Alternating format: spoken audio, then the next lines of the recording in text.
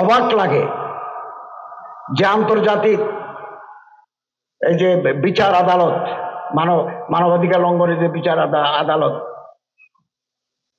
যারা করেছিলেন, অনেক মানুষের ফাঁসি হয়েছে। যারা উদ্যোক্তা আজকে তাদেরও ফাঁসির অর্ডার হয়।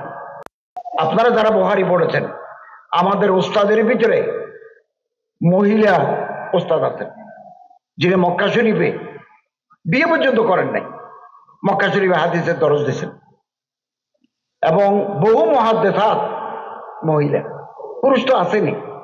অতএব নিব্রাসের এই যে প্রয়াস, এটা অত্যন্ত প্রশংসার দাবি রাখে। আমরা একটা নতুন দিনের স্বপ্ন দেখি, ভেদাভেদ আর নয়, আমাদেরকে একে অপরের হাত ধরে সামনের দিকে এগোতে হবে। নিব্রাস এক্ষেত্রে গুরুত্বপূর্ণ ভূমিকা পালন করে যাচ্ছে। হযরত মাওলানা জয়নুল আবেদিন সাহেব অনেক প্রতিষ্ঠানের সাথে জড়িত, তনজিমুল উম্মাহ এই জাতীয় অনেক প্রতিষ্ঠানের সাথে উনি যুক্ত, এবং আমরা মানুষকে সম্মান করতে শিখি। আমি যদি অন্যজনকে সম্মান না করি, তার কাছ থেকে আমি সম্মান আশা করতে পারি না। আমি যদি ঢিল ছুড়ি, পাটকেল খাওয়ার জন্য আমাকে অপেক্ষা করতে হবে। গীবত করব না, পরচর্চা, ব্যাকল্যাশিং, ব্যাকবাইটিং, আমরা পিছনে চলে আসব।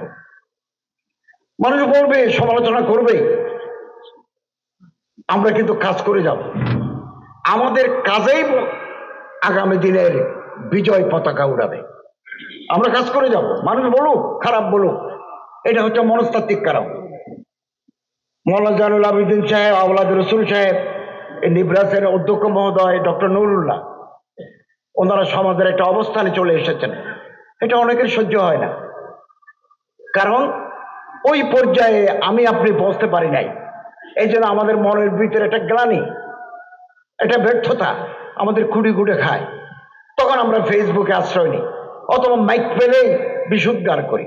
এটা খুব খারাপ অভ্যাস।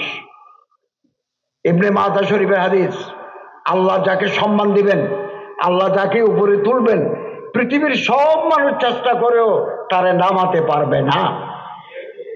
আর আল্লাহ যাকে ফেলে দিবেন, ডাউন করে দিবেন, ফল করে দিবেন, পৃথিবীর সব মানুষ চেষ্টা করেও তাকে উপরে তুলতে পারবে না। অবাক লাগে যে আন্তর্জাতিক এই যে বিচার আদালত, মানবাধিকার লঙ্ঘনের যে বিচার আদালত যারা করেছিলেন, অনেক মানুষের ফাঁসি হয়েছে। যারা উদ্যোক্তা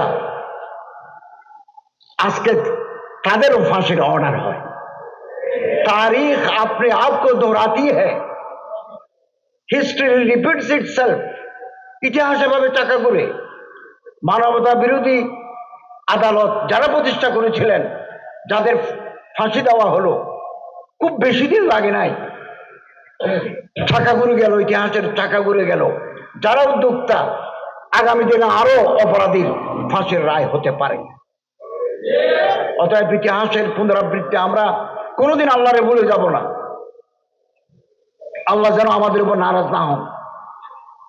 ডিফারেন্স অফ ওপিনিয়ন থাকবে, আপনি এক দল করেন, আমি আরেক দল করি, আপনি এক পীর সাহেবকে মানেন, আমি আরেক পীর সাহেবকে মানি, আপনি বুকে হাত রেখে নামাজ পড়েন, আমি এখানে রাখে নামাজ পড়ি, আপনি আমিন বিল জাহের করেন, আমি আমিন বিল সির করি।